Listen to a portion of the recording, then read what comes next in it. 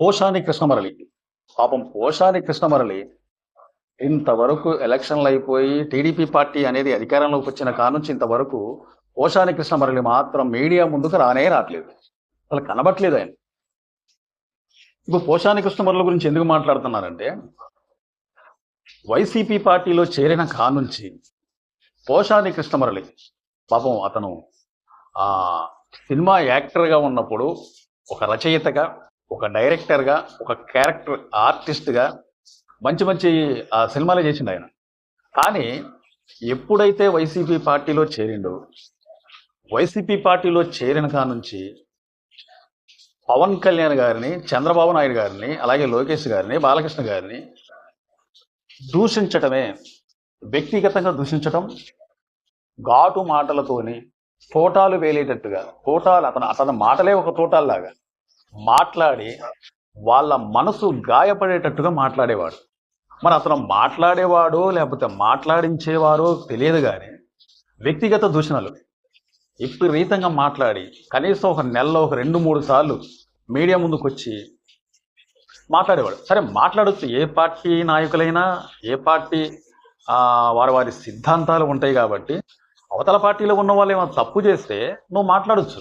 తప్పు చేసినప్పుడు ఇది ఎందుకు తప్పని చెప్పి మాట్లాడొచ్చు. ఏ పార్టీకైనా, ఏ నాయకుడికైనా వ్యక్తిగత దూషణలు అనేవి దూషించడమే కాకుండా ఇంట్లో ఫ్యామిలీ గురించి, భార్యల గురించి, ఎందుకంటే నాకు తెలియకడుతున్నా, అసలు ఒక పోషాని కృష్ణమురళే కాదు, వైసీపీ పార్టీలో ఉన్న కొంతమంది నాయకులు కూడా వ్యక్తిగత దూషణలు. సరే, మీరు ఇప్పుడు వ్యక్తిగత దూషణలు చేస్తున్నారు, అవతల వాళ్ళు ఏమైనా వ్యక్తిగత దూషణలు ఏమైనా చేసినట్లయితే దానికి కౌంటర్గా మీరు మాట్లాడితే ఒక బాగుండేది. మరి అవతలి వాళ్ళని కించపరిచినట్టుగా మాట్లాడి నానా బూతులు, అసలు మన నోటికి రావాలంటే మనకి అవి మాట్లాడాలంటేనే మనకి సిగ్గనిపిస్తూ ఉంటుంది అనమాట. రాష్ట్రంలో ఉన్న ప్రజలు మొత్తం మనం ఎప్పుడైనా సరేనండి, ఏ నాయకుడైనా సరే మన అడుగడుగుల్ని గమనిస్తూ ఉంటారు ప్రజలు. మనం తప్పుటడుగు వేస్తున్నామా, మనం కరెక్ట్గా నడుస్తున్నామా, మనం ప్రజానాయకులం కాబట్టి ప్రజల కోసమే మనం ఉన్నాం కాబట్టి, ప్రజల సమస్య తీర్చడానికి ఉన్నాం కాబట్టి మనల్ని ఎప్పుడు కూడా వాళ్ళ పనులు చేసుకుంటూ అయినా సరే సాయంత్రం పూట టీవీల ముందు మనల్ని అనేది వాళ్ళు గమనిస్తూ ఉంటారు. కాబట్టి ఏ నాయకుడైనా సరే వ్యక్తిగత దూషణలు అనేవి ఎప్పటికీ కూడా పనికిరావు. టీడీపీ పార్టీ అధికారంలోకి వచ్చిన కానుంచి మీడియా ముందు కూడా రాలేదు. అలాగే శ్యామల గారు కూడా కొన్ని మాటలు అనేది వదిలింది. ఆ మాటలు అనేది ఇప్పుడు చెప్పాల్సిన అవసరం లేదు, కానీ ఏ నాయకుడైనా సరే, టీడీపీ కావచ్చు, జనసేన పార్టీ కావచ్చు, లేదా వైసీపీ పార్టీ కావచ్చు, ఇంకా వేరే ఏ పార్టీలైనా సరే, మీరు ప్రజానాయకులు కాబట్టి ప్రజలకు సేవ చేయాలని చూడాలి. ప్రజలకు సేవ చేసి వారి మెప్పు పొందాలి. మెప్పు పొందితే మీరు ప్రజలు ఎప్పుడైనా సరే వారి మెప్పు పొందిన వారి సమస్యలు మీ సమస్యలుగా భావించుకున్నప్పుడు ఎటువంటి సమస్యలైన పరిష్కారం ఎదుగుతూ ఉంటే ఏ నాయకునైనా సరే ప్రజలు ఎప్పుడైనా సరే గుండెల్లో పెట్టుకొని చూస్తారు. మిమ్మల్ని ఎప్పుడు కూడా వాటమి అంచులకు పోనీయరు ప్రజలు. కానీ ఈ రోజున గత 5 సంవత్సరాల కాంచి ప్రజలకు అందరికీ తెలుసు ఎవరెవరు వ్యక్తిగతంగా మాట్లాడారో. మీరు ప్రజా పోరాటాలు చేయండి, ప్రజల కోసం ఉండండి. ప్రజా నాయకులు కాబట్టి పవన్ కళ్యాణ్ గారు ఒకప్పుడు ఒంటరిగా వచ్చాడు, ఒంటరిగా పోరాడారు. అతన్ని ఒకప్పుడు ఎవరు నమ్మలే. ఒక సినిమా యాక్టర్ కదా, కరెక్ట్గా నిలబడతాడా, ఒక సినిమాలో స్టార్ అవ్వచ్చు, కానీ ప్రజలకున్న సమస్యలు ఏమైనా తీరుతాడా, ప్రజల గురించి పోరాడతాడా, ప్రజల్లో మమేకమై ఉండడా అని చెప్పి చిన్న డౌట్ ఉండేది. కానీ ఎవ్వరు ఊహించనంత ప్రజలకి ఏమైనా సమస్యలు వచ్చినప్పుడు ఆ సమస్యలు తీరటానికి కూడా ఆయన ప్రయత్నించిండు. అంటే చేతనైనంత ప్రయత్నించిండు. ప్రభుత్వం ఏమైనా తప్పులు చేసినట్లయితే వాటిని ఏలెత్తి చూపించిండు. పోరాడిండు. కానీ 2019లో 2 చోట్ల నిలబడ్డా కానీ ఓడిపోయాడు. అతనికి అప్పటికీ నమ్మకం లేదు.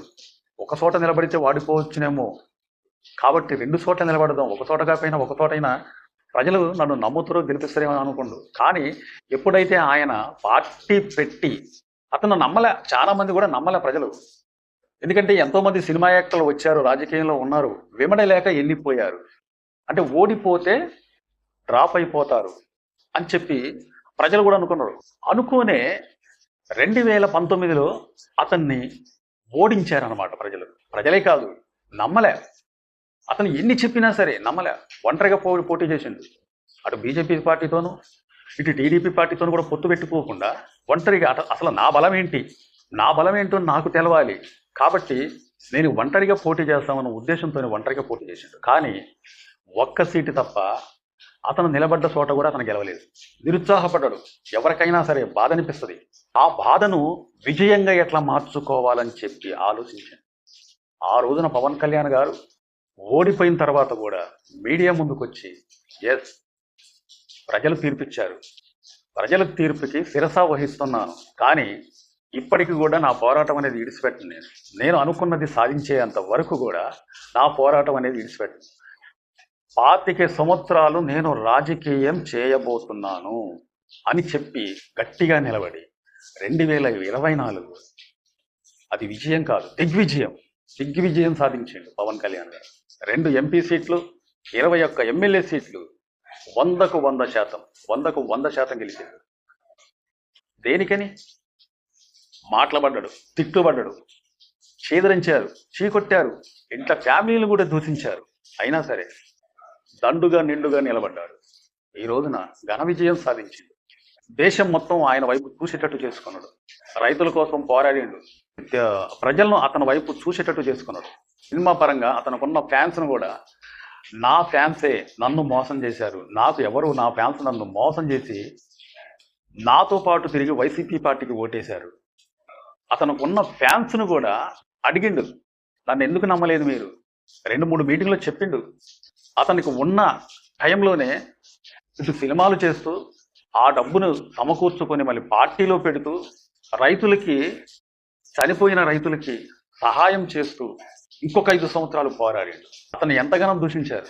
భార్యలు 3వ భార్య, 3 పెళ్లిళ్ళు, 4వ పెళ్లిళ్ళు అని చెప్పి ఎంతగానో దూషించి అయినా సరే అతను పవన్ కళ్యాణ్ గారు ఎవరిని కూడా వ్యక్తిగతంగా ఎప్పుడు దూషించలేదు. అతను పవన్ కళ్యాణ్ గారు కూడా ఉద్రేకంగా ప్రసంగించేవాడు, కానీ వ్యక్తిగతంగా పోకుండా విమర్శలు చేసేవాడు. ఏ విమర్శలు? ప్రభుత్వంలో ఉన్న లోటుపాట్లనే మాట్లాడి, ఒక్కరు కాదు, ఇద్దరు కాదు, చాలా మంది వ్యక్తిగతంగా దాడి చేశారు పవన్ కళ్యాణ్ గారి మీద. దాడి చేసి అతన్ని పలసన చేద్దామని చెప్పి చూసిన వారే అసలు వాళ్ళే పలసన అవుతున్నారన్న సంగతి వాళ్ళు ఎక్స్పెక్ట్ లేకపోయారు.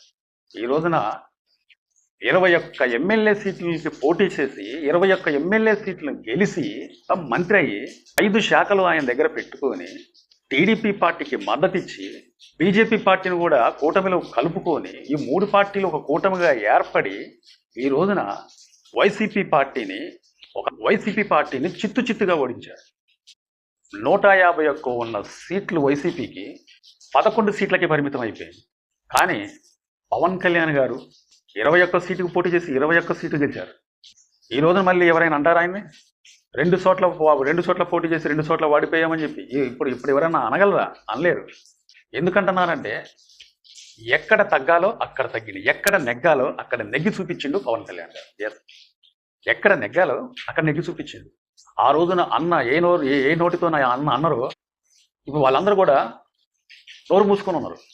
కాబట్టి ఇప్పుడు నేను చెప్పేది ఏంటంటే, ఏ పార్టీ అయినా సరే, టీడీపీ కావచ్చు, వైసీపీ పార్టీ కావచ్చు, జనసేన పార్టీ కావచ్చు, ఇంకో పార్టీ ఏదైనా సరే, వ్యక్తిగత దూషణలు అనేది చేయకుండా పార్టీ పరంగా అవతలి ప్రత్యర్థి పార్టీలు ఏమైనా తప్పు చేసినట్లయితే మాట్లాడండి, తప్పులేదు. ఎవరైనా మాట్లాడవచ్చు, ప్రజలు మాట్లాడవచ్చు, నాయకులు మాట్లాడవచ్చు, ఎవరైనా మాట్లాడవచ్చు. కానీ వ్యక్తిగత దూషణలు అనేవి రాజకీయంలో పనికిరావు. అది కరెక్ట్ కాదు. ప్రజలు ఒక పక్క ఇంటనే ఉంటారు, ఒక పక్క చూస్తూనే ఉంటారు.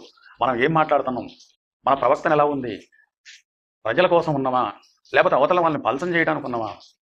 ప్రజానాయకుడు అనేవాడు ఎప్పుడైనా కానీ ప్రజల సమస్యలు తీర్చడానికి ఉండాలి. ఎటువంటి సమస్య వచ్చినా కానీ మా ముందు ఒక నాయకుడు అనేవాడు ఉండాలి అని చెప్పి ఒక పక్క వారి నాయకుల్ని గమనిస్తూ ఉంటారు ప్రజలు. సరే, నీ క్యారెక్టర్ కరెక్ట్ లేదనుకో, నువ్వు కరెక్ట్గా అసలు మాకు నాయకుడిగా పనిచేయవు అని ఎప్పుడైతే ప్రజలు అనుకుంటారో వాళ్ళు పక్కన తీసి పెడతారు. కానీ మళ్ళీ ఇంకోసారి అతను గెలిపించే ప్రసక్తి ఉండదు. అది ప్రజానాయకులు ఎవరైనా వ్యక్తిగత దూషణలకు అనేది పోకూడదు. ఈరోజు పవన్ కళ్యాణ్ గారు అతను స్నేహితుడై ఉన్న అలీ గారే వైసీపీ పార్టీలోకి వెళ్ళిన తర్వాత ఒక వీడియో అప్పుడు వచ్చింది, నాకు ఎవరు గాడ్ ఫాదర్ లేరు, గాడ్ ఫాదర్ ఉన్నవాళ్ళు కొంతమంది ఉన్నారు అని చెప్పి ఇండైరెక్ట్గా అన్నాడు పవన్ కళ్యాణ్ గారిని. మరి అలీ గారిని ఎప్పుడైనా అన్నాడా? పవన్ కళ్యాణ్ గారు అనలేదు. రోజా గారు ఏ విధంగా మాట్లాడేవాళ్ళు? అసలు తీసేసినట్టే, కూరలో కరివేపాకు మనం ఎలా తీసేస్తాం అంత తేలిగ్గా అవతలి వారిని తీసేసినట్టు మాట్లాడేది. నిన్నగాక మొన్న వచ్చిన శ్యామల గారు పోసాని కృష్ణమురళి అయితే మరి సొక్క ఇలా ఇలా అనుకుంటూ నానా బూతులు మాట్లాడుతూ, ఎందుకండి బూతులు? మనం బూతులు మాట్లాడితే మన క్యారెక్టర్ ఇంతేనేమని చెప్పి ప్రజలు అనుకుంటారు. కాబట్టి ఎటువంటి వ్యక్తిగత విషయాలకు, వ్యక్తిగత దూషణలకు, అవతలి వారి మనసు గాయపడేటట్టు వ్యక్తిగత దూషణలకి పోకుండా మనకు మనం ఏం చేయాలి, ప్రజలకి ఏమేం చేస్తే బాగుంటుంది అని చెప్పి ప్రజలకి సేవ చేసుకుంటూ పోతా ఉంటే ఎప్పుడు నీకు విజయం వరిస్తుంది. పవన్ కళ్యాణ్ గారు గెలిచిన తర్వాత అతను ఢిల్లీకి వెళ్ళి తిరిగి వచ్చినప్పుడు డైరెక్ట్గా చిరంజీవి గారి దగ్గరికి వెళ్ళి చిరంజీవి గారి కాళ్ళ మీద, అంటే అన్న కాబట్టి చిరంజీవి గారి కాళ్ళ మీద పడి ఆశీర్వాదం తీసుకున్నాడు. అలాగే తల్లి లాంటి వదిన కాళ్ళ మీద పడే ఆశీర్వాదం, అతని తల్లి కాళ్ళ మీద పడే ఆశీర్వాదం ప్రపంచం మొత్తం చూసింది. పడ్డవాడు ఎప్పటికీ చెడ్డవాడు కాదు, అధికారం ఉన్నది చేతులని చెప్పి ఇష్టారాజ్యంగా ఎవరిని పడితే వాళ్ళని దూషిస్తే ఒక పక్క మనల్ని నమ్ముకున్న ప్రజలు చూస్తూ ఉంటారు. మన ప్రధాని మోడీ గారే అన్నారు, పవన్ కళ్యాణ్ ఒక తుఫాన్ లాంటి వాడు అని. చంద్రబాబు నాయుడు గారు మెచ్చుకున్నారు. ప్రజల మెప్పు పొందటానికి ప్రయత్నించిన ఏ నాయకుడైనా సరే అతనికి అపజయం అనేది ఉండదు. ప్రజల కోసం పోరాడి, ప్రజల సమస్యల గురించి తెలుసుకొని, ప్రజలకు ఏమేం కావాలి అని తెలుసుకొని ఎప్పుడు ప్రజల మధ్యలో తిరుగుతూ ఉంటే ఎస్ఎంటీ వారైనా సరే అపజయం అనేది వాళ్ళ దగ్గరికి రాదు, వాళ్ళ చెంతకి రాదు. అంతేగాని ఒకరితోని తిట్టిస్తూ వ్యక్తిగత దూషణలు చేస్తూ ఈ రోజున వాళ్ళు బయటికి రావాలంటేనే వాళ్ళకి ఇదనిపిస్తుంది. నేను ఎవరి గురించి చెప్పట్లేదు, ఎందుకంటున్నానంటే ఏ నాయకుడైనా ప్రజల కోసం పోరాడి, ప్రజల కోసం సేవ చేసి, ప్రజల్లో మధ్యలో ఉంటూ ప్రజల సమస్యలు తీర్చుకుంటా ఉంటే ఎప్పుడైనా ఎప్పుడు దిగ్విజయంతో విజయం సాధిస్తూనే ఉంటారు. అది ఉదాహరణకు పవన్ కళ్యాణ్ గారే. కాబట్టి ఏ నాయకుడైనా ప్రజల కోసం పోరాడండి. ప్రజలు ఎప్పుడు మిమ్మల్ని ఇడిచిపెట్టరు, మిమ్మల్ని వదిలిపెట్టరు, మిమ్మల్ని ఎప్పుడు కూడా ఓటమి అంచులోకి పోనీయకుండా చూస్తారు. కాబట్టి మరో వీడియో కోసం మళ్ళీ ఎదురు చూడండి. నమస్తే.